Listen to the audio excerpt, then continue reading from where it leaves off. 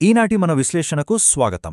ఒకసారి ఊహించుకోండి, దశాబ్దాల పాటు పిల్లల అల్లరితో, నమ్ములతో, వాళ్ల పనులతో సందడిగా ఉన్న మీ ఇల్లు ఒక్కసారిగా నిశ్శబ్దంగా మారిపోతే ఆ వాతావరణం ఎంత శూన్యంగా అనిపిస్తుందో కదా. పిల్లలు ఉన్నత చదువుల కోసమో, ఉద్యోగాల కోసమో ఇంటిని వదిలి వెళ్ళినప్పుడు కేవలం ఆ ఇల్లు మాత్రమే కాదు, తల్లిదండ్రుల మనస్సు కూడా పూర్తిగా ఖాళీ అయిపోతుంది.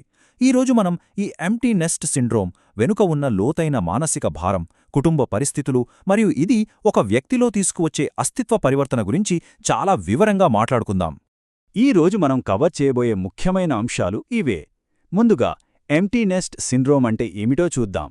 ఆ తర్వాత దీని మానసిక మూలాలు, పిల్లల పెంపకంతో దీనికున్న సంబంధం, ఇందులో పిల్లల పాత్ర, దీనిని తట్టుకునే విధానాలు, చివరగా ఈ కొత్త అధ్యాయాన్ని ఎలా స్వీకరించాలో తెలుసుకుందాం.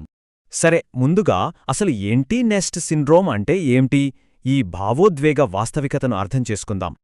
పిల్లలు తమ సొంత జీవితాన్ని ప్రారంభించడానికి ఇంటి నుండి వెళ్ళిపోయినప్పుడు తల్లిదండ్రులకు కలిగే ఒక తీవ్రమైన దుఃఖం, నిరాశ మరియు ఇక నా జీవితానికి ప్రయోజనం లేదా అనే భావననే ఎంప్టీ నెస్ట్ సిండ్రోమ్ అంటారు.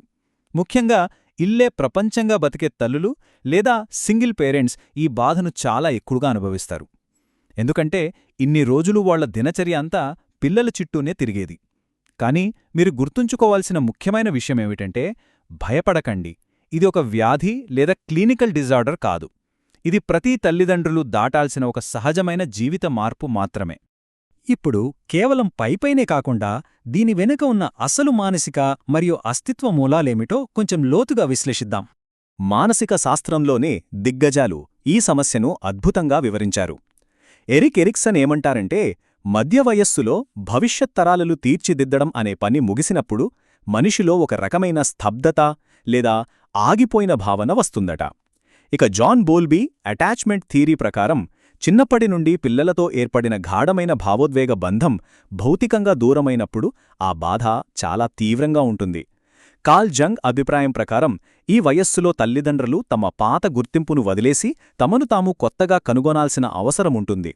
వీటన్నిటికంటే ముఖ్యంగా విక్టర్ ఫ్రాంకిల్ చెప్పిన అస్తిత్వ శూన్యత కాన్సెప్ట్ గురించి మనం మాట్లాడుకోవాలి.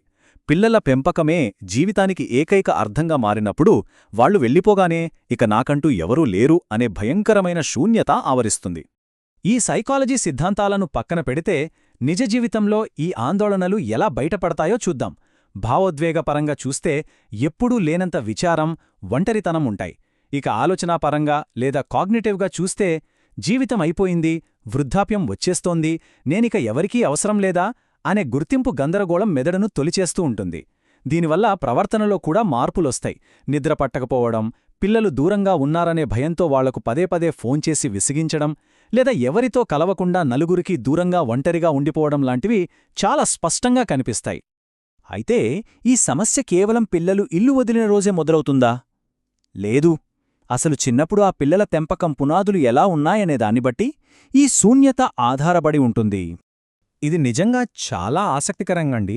మానసిక నిపుణుడు ముర్రే బోవెన్ చెప్పిన ఫ్యామిలీ సిస్టమ్స్ థియరీ ప్రకారం చిన్నప్పట్నుండి పిల్లలతో అతిగా మమేకమైన కుటుంబాలు, అంటే చుట్టూ అల్లుకుపోయిన తీగలా ఉండే కుటుంబాలు, వాళ్లు పెద్దయ్యాక విడిపోవడాన్ని అస్సలు తట్టుకోలేవు.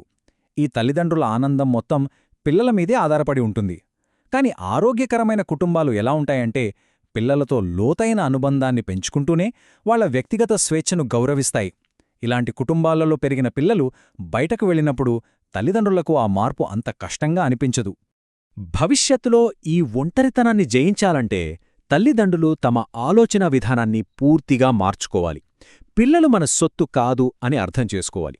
పంజరంలో పక్షిని బంధించినట్లు యాజమాన్యం చలాయించే బదులు వాళ్లు ఎగరడానికి నేర్పించే మార్గదర్శకులుగా మారాలి. పిల్లలు తమ సొంత కాళ్లపై నిలబడి స్వతంత్రంగా ఎదగడమే మన విజయవంతమైన పెంపకానికి అసలైన నిదర్శనమని మీరు గుర్తించినప్పుడు ఈ దశ మీకు ఒక భారంగా కాకుండా గర్వకారణంగా అనిపిస్తుంది. ఇదంతా తల్లిదండ్రుల వైపు నుండి చూశాం గదా. ఈ ఉమ్మడి కుటుంబ పరివర్తనలో పిల్లల పాత్ర ఏమిటో ఇప్పుడు చూద్దాం. ఈ భారం కేవలం వృద్ధాప్యంలో ఉన్న తల్లిదండ్రులది మాత్రమే కాదు, పెద్దయిన పిల్లలు కూడా తమ బాధ్యతను ఖచ్చితంగా గుర్తించాలి. తల్లిదండ్రులు రోజంతా మీ ఫోన్ కోసం ఎదురుచూసే పరిస్థితి లేకుండా వారానికోసారి ఒక నిర్ణీత సమయంలో మనస్ఫూర్తిగా వీడియో కాల్ మాట్లాడటం ఎంతో ముఖ్యం.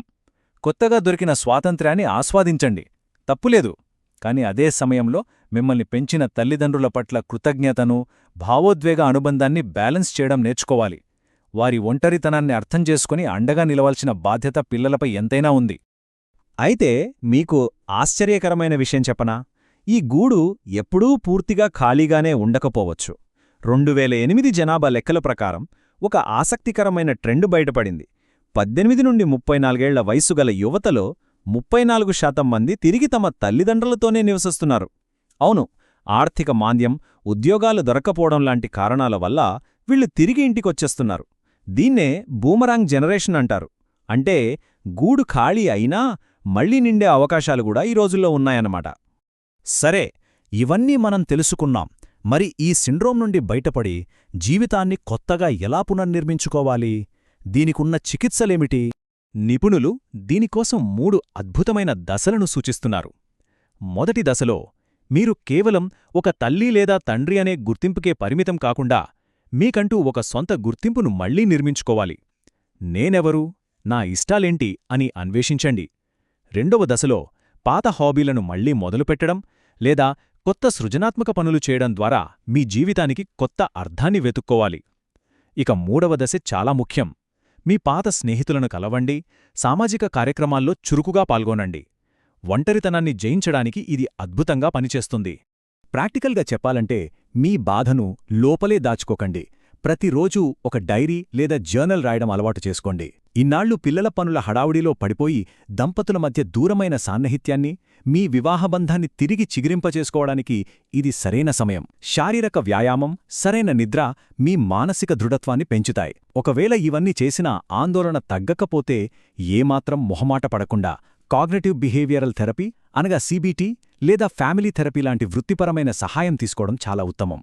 ఇక చివరగా ఈ మొత్తం అనుభవాన్ని ఒక ముగింపులా కాకుండా ఒక అందమైన కొత్త అధ్యాయంగా ఎలా మలుచుకోవాలో చూద్దాం. ఒక అద్భుతమైన వాక్యముంది, గమనించండి. నిజమైన ప్రేమ నియంత్రణ నుండి అనుబంధానికి పరిణతి చెందుతుంది. దీనర్థమేంటంటే పిల్లలను మన గుప్పిట్లో పెట్టుకుని నియంత్రించటం మానేసి వాళ్లతో స్నేహపూర్వకంగా, స్వేచ్ఛాయుతంగా కనెక్ట్ అవ్వడమే నిజమైన ప్రేమ. మార్చలేని జీవిత పరిణామాలకు అనుగుణంగా మనల్ని మనం మార్చుకుంటూ పిల్లలతో భావోద్వేగ అనుబంధాన్ని ఎలా కొనసాగించాలో నేర్చుకోవడమే మానసికంగా అత్యంత ఆరోగ్యకరమైన ప్రతిస్పందన. కుటుంబ పరివర్తనాల వెనుక ఉన్న సంక్లిష్టతలను అర్థం చేసుకోవడానికి ఈ విశ్లేషణ మీకు ఎంతో కొంత ఉపయోగపడిందని నేను ఆశిస్తున్నాను. మానవ మనస్సు మరియు కుటుంబ బంధాలపై ఇలాంటి మరిన్ని లోతైన విశ్లేషణల కోసం దయచేసి బ్యూటిఫుల్ మైండ్ ఛానల్కు సబ్స్క్రైబ్ చేయండి, లైక్ చేయండి మరియు నోటిఫికేషన్ బెల్ ఖచ్చితంగా నొక్కండి. ముగించే ముందు ఒక చిన్న ప్రశ్న. జీవితంలో మన పాత పాత్ర ముగిసినప్పుడు మనలోని ఏ కొత్త కోణాన్ని మనం ఆవిష్కరించుకోగలం? ఒకసారి ఆలోచించండి. మరో ఆసక్తికరమైన అంశంతో మళ్ళీ కలుద్దాం.